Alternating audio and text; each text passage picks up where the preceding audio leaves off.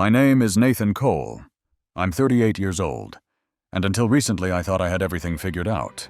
A six-figure job in Silicon Valley, designing intelligent systems for one of the top AI firms in the world.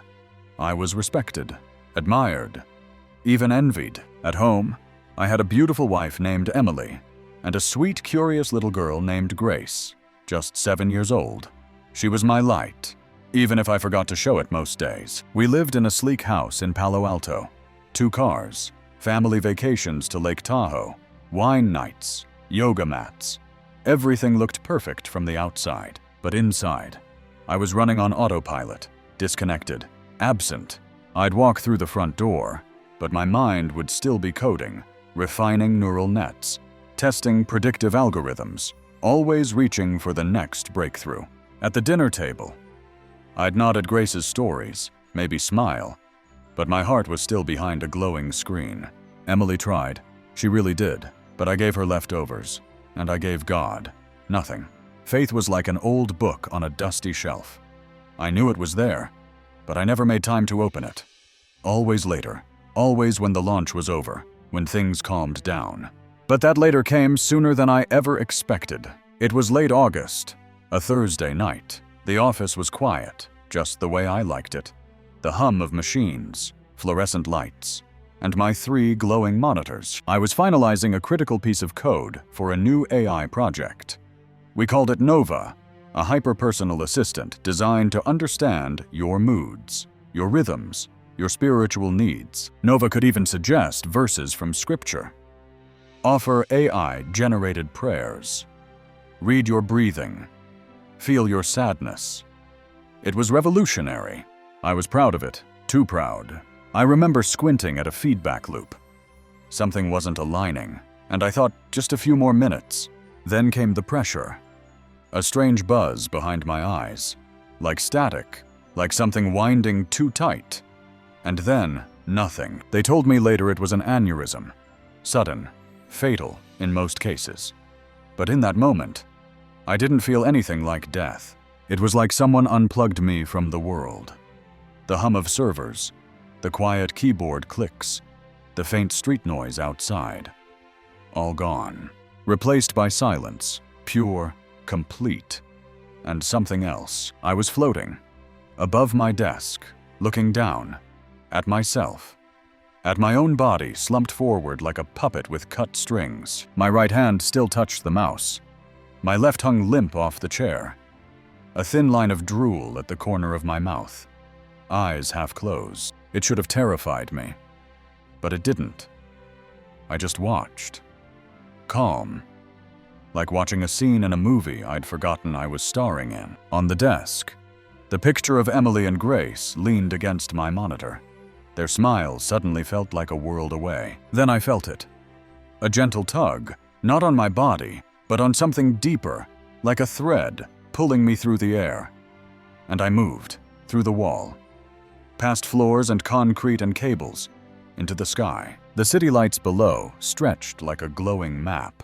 Familiar, but meaningless. I kept rising, slowly at first, then faster, past clouds, atmosphere, into darkness, but not cold darkness, warm, deep, like velvet. Then came the light, a pinprick at first, distant, then growing, brighter, but never harsh. It didn't hurt my eyes. It called to me as I moved toward it. I felt lighter, like everything I ever worried about had fallen away. The deadlines, the meetings, the missed bedtime stories, all gone. Suddenly the blackness peeled away, and I was standing, feet in cool grass that shimmered with a light of its own. The air smelled sweet, like spring, like hope, and I heard it. Water, a gentle stream nearby, bubbling like laughter. I was in a garden, but not like any I'd ever seen. It was alive, not just with plants, but with meaning. And there, by the stream, was a man, kneeling, sleeves rolled up, his hands in the water, letting it flow between his fingers like he was savoring every drop. He didn't look at me, but I knew. I knew who he was. Jesus. He stood slowly, water dripping from his hands, and turned to face me. His eyes, they held galaxies. They held sorrow and joy and fire and gentleness all at once. He walked toward me, slow, sure. I couldn't move. He raised his hand and pointed to my heart. You were never just a builder of machines. You were made to love, to be loved, to live fully, not digitally. His voice wasn't loud, but it carried through everything, like it vibrated through my soul. You gave your mind to code, but you never gave me your heart. I fell to my knees. I didn't mean to. It just happened. Like gravity had changed. I couldn't speak, couldn't breathe, just wept. Not from fear, but from recognition. I saw everything in me at once. My ambition, my pride, my distractions, my excuses. And he saw them too. But he didn't flinch. He didn't turn away. I have seen your busyness. I have seen your exhaustion. I have seen you reaching for something that was never meant to fill you. He stepped closer. And still, I never left. He knelt down beside me, placed his hand on my shoulder. It was warm, firm, more real than anything I've ever touched. Nathan, I did not come to condemn you. I came to bring you home. My body shook with sobs, but my soul, it was still. He smiled, not with pity, but with joy, like seeing a lost child finally find the way back. I had never felt more found. The moment I stood in that garden, everything else I had ever called real faded away. The lights of Silicon Valley, the glass walls of boardrooms, the applause, the titles, the dashboards filled with data. None of it had weight here. None of it mattered. What I felt in that place couldn't be programmed or synthesized. It was pure, unfiltered presence. I looked down at my feet, bare, standing on cool grass that shimmered like dew at sunrise. Each blade hummed softly as if creation itself were worshiping. The air was alive. It wasn't just oxygen, it carried peace. Not the kind you get on vacation or after a long nap, but the kind that comes when you know you are fully known and still wanted. Jesus stood nearby, sleeves rolled up, hands gently playing in the crystal stream beside us. He wasn't far, but he also wasn't imposing. He waited for me to see, really see. And when I did, when my eyes locked onto him, every defense I had built, every layer of pride, every achievement I had stacked like armor, crumbled in silence. I knew him. Not from church, not from sermons or Sunday school posters.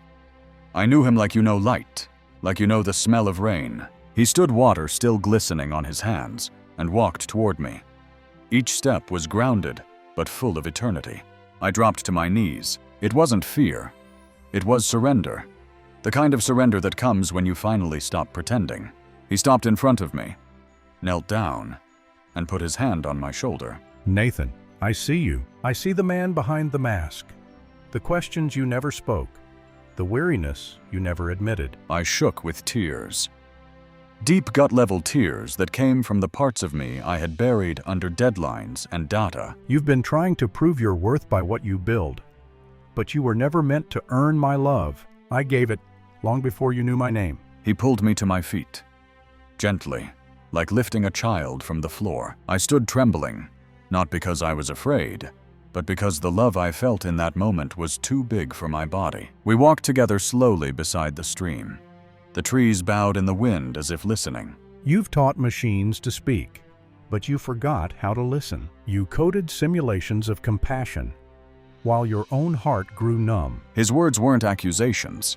They were mirrors. Each one held up a part of me I had ignored, but without shame, only truth. I have seen every line of code you've written, and every night you stared into a screen instead of her eyes. I know you didn't mean to drift, but you did, and still, I waited. I stopped walking. The stream glistened beside us.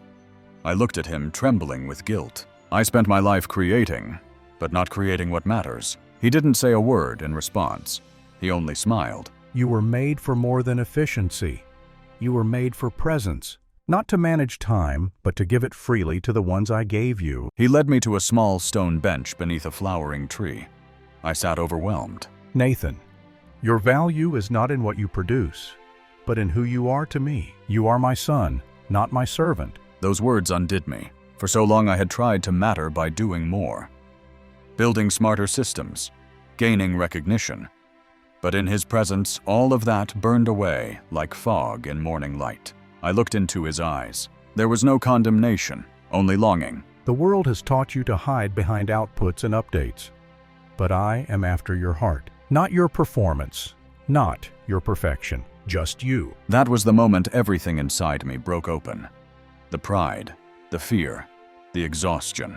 And in its place came peace. True peace, not an emotion, but a person. Him. I reached out not because I had to, but because every fiber of my being longed to be near him. He let me. He didn't step back. He didn't flinch. He received my trembling hand and held it. I know how tired you are. I know how long you've been striving. You don't have to anymore. Rest in me. Walk with me. I will show you a different way. And somehow, even though I had never wanted to leave this place, I knew the story wasn't over, not yet. He stood and motioned for me to walk with him again. His steps were unhurried, deliberate. Like every movement spoke peace. I followed, still shaking from what I'd just seen, but drawn, like a child, following his father. Then he stopped, and without a word, lifted his hand toward the sky. The garden around us dissolved, not violently, but like mist giving way to something clearer. Suddenly I was standing above the earth, not floating in space, but seeing the world in a way no satellite ever could. Cities lit up like circuits, pulses of activity across the globe. But beneath the glow, there was a shadow. Thin and crawling, Jesus pointed, not with force, just direction. Look. And I did. I saw a living room. Ordinary, middle class, a family sitting together, but each one lost in a device. The father scrolled through news feeds with furrowed brows. The mother tapped through a shopping app. The teenage daughter swiped in silence. The young boy watched cartoons through a headset. No one spoke. They were inches from each other, yet galaxies apart. Above their heads I saw threads of light, small, fragile, trying to connect from one heart to another. But every thread hit an invisible film, like smoke, like static, and bounced back. I watched the light dim in their eyes. This is the great substitute, a world of connection without communion, of presence without presence. The scene shifted. I saw a church, modern, bright, packed with people. The worship began. But many sang while glancing at smartwatches. Others held phones with lyrics scrolling, eyes half on God, half on screen. Then the pastor invited everyone to ask their AI app for a daily spiritual insight. I felt sick. The voices that filled the sanctuary were smooth, perfect, in unison. But when the prayers lifted, they rose only an inch above the floor, then fell, like dust. Prayers written by machines do not touch heaven. Truth without tears is no truth at all. I turned to Jesus, horrified. Is this where we're going? He looked at me with both sorrow and fierce love. The enemy does not need to defeat you.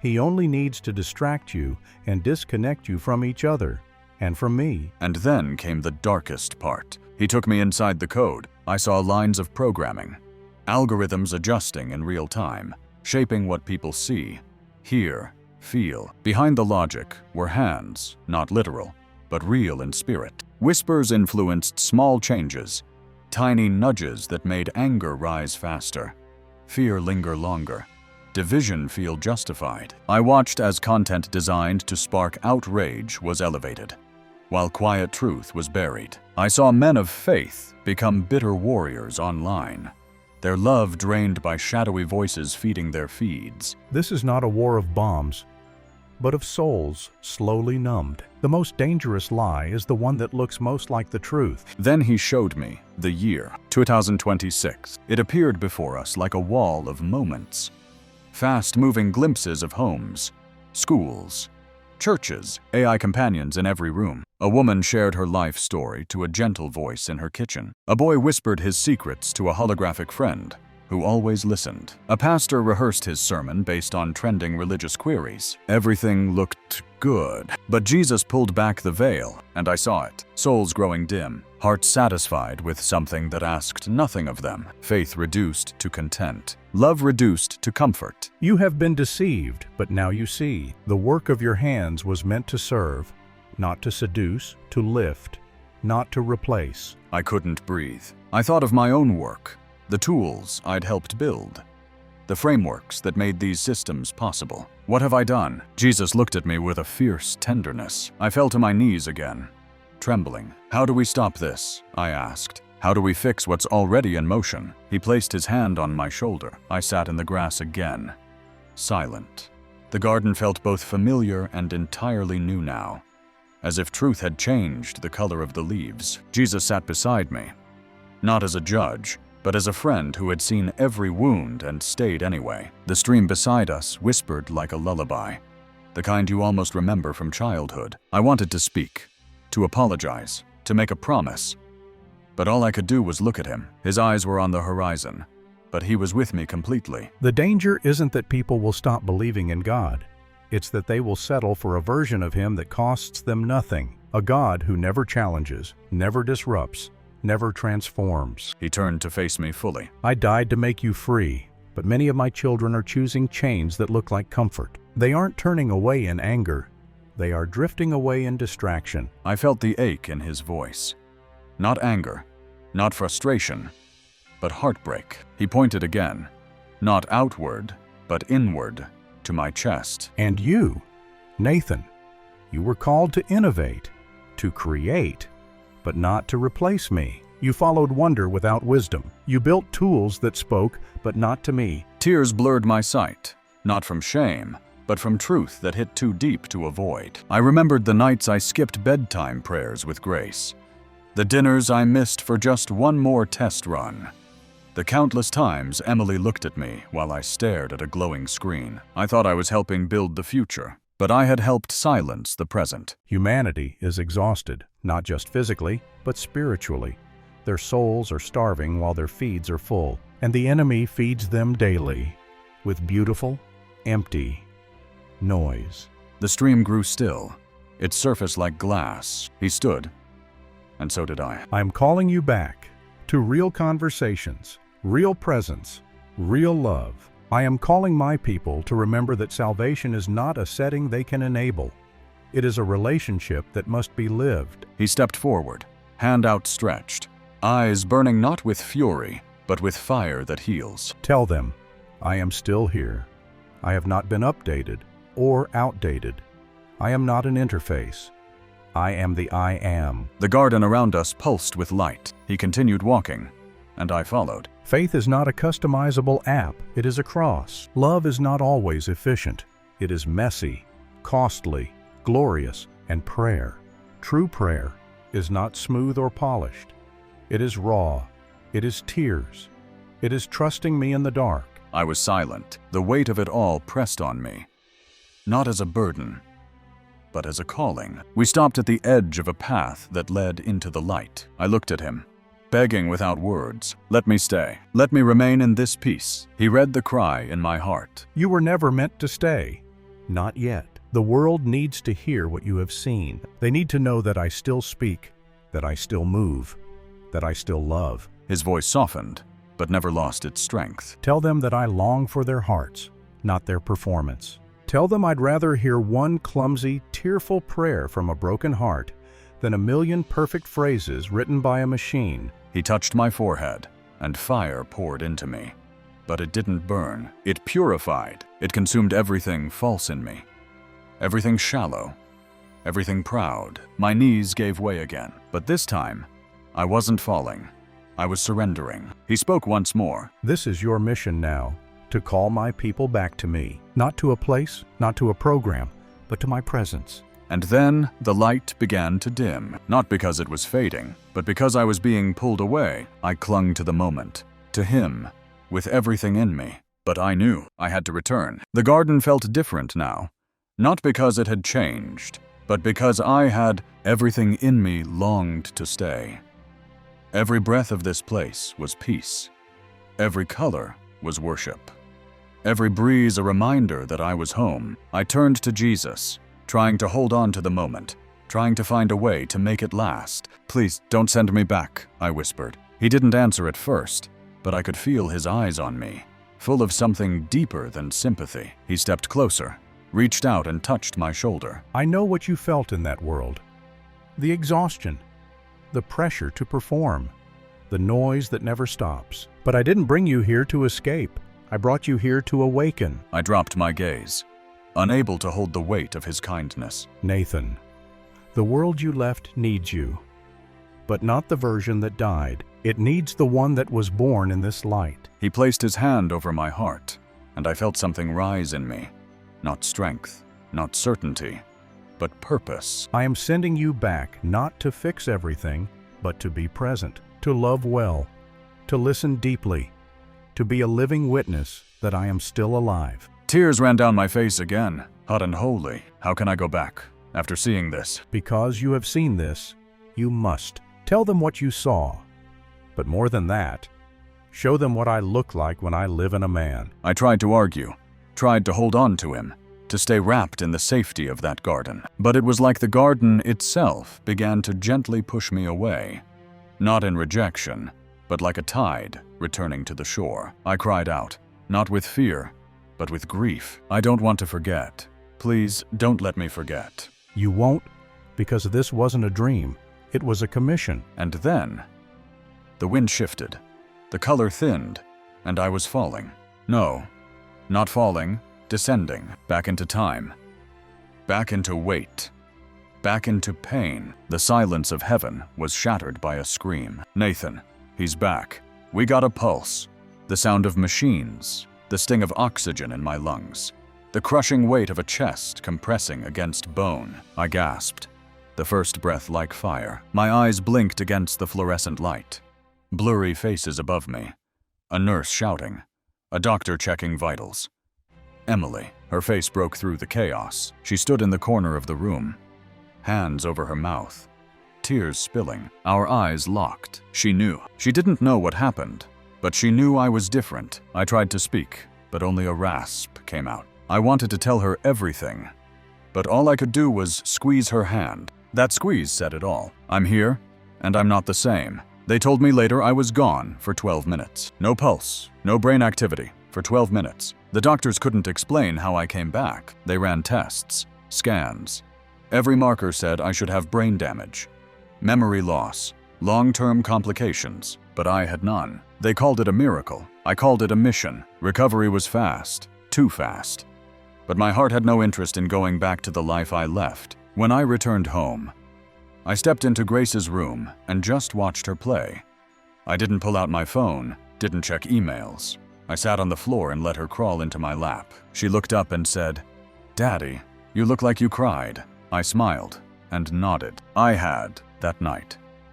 I turned off every screen in the house, unplugged every speaker, and knelt beside our bed with Emily. We prayed, really prayed. Not a checklist, not a ritual. We poured out our hearts to God. In tears, in silence, in surrender. The next day, I called my company. I resigned, not out of fear, but out of clarity. I couldn't go back to helping build a system that numbs the soul. I didn't have a new job lined up, no backup plan. But for the first time in years, I had peace. We downsized, sold the house, moved closer to family. We spent less, and somehow there gained more dinners together, more long walks, more talks without a clock ticking behind them. I started writing, not code, but truth, testifying, warning, awakening. People thought I'd lost my mind, but I had found my soul, and I couldn't stay silent, because I had seen what most people are too busy to notice, that in our rush for efficiency, we've lost intimacy, that in trying to feel better, we've stopped being real, that in giving our attention to machines, we've stolen it from each other and from God. But it's not too late. It's never too late. And the life I have now, it may be smaller on the outside, but inside, it's full of wonder. There's something that changes in you when you've seen what I've seen, when you've stood in a place untouched by time, looked into the eyes of Jesus, and felt your soul stripped bare and loved anyway. You can't go back to pretending. You can't live numb anymore. You can't scroll past pain or stay quiet when truth is being slowly replaced by convenience. Since that day, every breath I take feels borrowed. Every sunrise a reminder that I was supposed to be gone, that I was dead for 12 minutes. But God gave me another chance, not just to survive, but to speak. So here I am, speaking to you, to whoever you are out there. Whether you're sitting in a coffee shop with your earbuds in, lying in bed, scrolling before sleep, or just trying to find something that feels real again, I need you to hear me. There's a war happening right now, not the kind with bombs or battleships, but one for your attention, your soul, your future. And the scariest part is, it looks harmless. It looks like encouragement from a smart speaker, like a daily verse from your AI app, like comfort that costs nothing. But that's the deception. You were made for more than comfort. You were made to wrestle, to cry out, to stand in the presence of the living God, not just consume content that feels spiritual. Since I came back, I've watched the world with different eyes. I see how often we trade connection for control, how we'd rather ask our devices what we're feeling than ask our spouse how their heart is, how we've turned worship into a playlist and prayer into a prompt. And I'm not here to tell you to burn your phone or delete every app. Jesus never said the tool was the enemy. He said the spirit behind how we use it can either lead us toward him or quietly draw us away. You can feel it, can't you? That sense that you're always distracted, always behind, that you're missing something, but can't name what it is. That's not just anxiety. That's your soul crying out for stillness, for presence, for God. When I stood in heaven, he didn't ask me what I built, how many users we had, how efficient I made the systems. He asked me about love, about presence, about my wife, my daughter, the people he gave me to cherish, not manage. And now, all I want to do is tell you what he told me. Stop outsourcing your heart to machines. Stop giving your deepest questions to voices that cannot hold you. Come back to me. I am still here. Not in the noise, not in the glow of the screen, but in the quiet, in the awkward silence of sitting with your spouse and asking, "How are you really?" In the simple act of putting your phone down and picking up your child, in the long walk where you say nothing. But let your heart speak to the one who made you. He is not hiding. He's waiting. And I promise you, no AI will ever love you like he does. No machine will ever carry your grief, your shame, your longing, and still say, "You are mine." I saw it. I lived it. And now, I've come back to tell you, you still have time. You don't have to be perfect. You don't need poetic prayers or the right words. You just need to be real, to cry out, even if it's messy, even if it's angry, even if all you can say is, "God, I don't know where you are." He'll meet you there, every time. And if you've forgotten how to start, just sit in the quiet, breathe, say his name. Jesus, I'm here. And listen, not to a voice from a speaker, not to a program that mimics empathy, but to the still small voice that calls your name. The one that spoke stars into being is still speaking to you. Don't miss it. Don't let the convenience of the digital world numb you to the presence of a living God. I saw the future, and it was terrifying, not because of what was taken, but because of what was willingly given up. Don't let that be your story. Choose what is real. Choose what is eternal. Choose him, because he already chose you. If this story stirred something in you, if you felt even the smallest tug in your heart, then don't ignore it. This isn't just a video. This is a wake-up call. A call to remember who you are and whose you are. A call to put down the noise and pick up the truth. Right now, you have a choice. You can close this tab and go back to scrolling, or you can stop, breathe, and make space for God to speak, because he is. He's calling you back, and if you felt that pull, that whisper, that ache, that's him, not me. So here's what I asked. If this message meant something to you, don't keep it to yourself. Leave a comment below. Tell me where you are in your journey. Tell me what hit you the hardest, or just say, "I'm choosing what's real." Subscribe to this channel, not because we need numbers, but because there are more stories coming, more warnings, more hope, more truth, and I want you there to hear it. Turn on the bell. Share this with someone who's been lost in the noise. Someone who needs to remember they're not too far gone. Someone who needs to know that Jesus is still waiting in the quiet, and He's not giving up on them or on you. We're building something here, not a platform, but a place of presence, a place where stories lead us back to the one who saves. So don't wait, don't scroll past. Comment, subscribe, and take one small step today back into the light.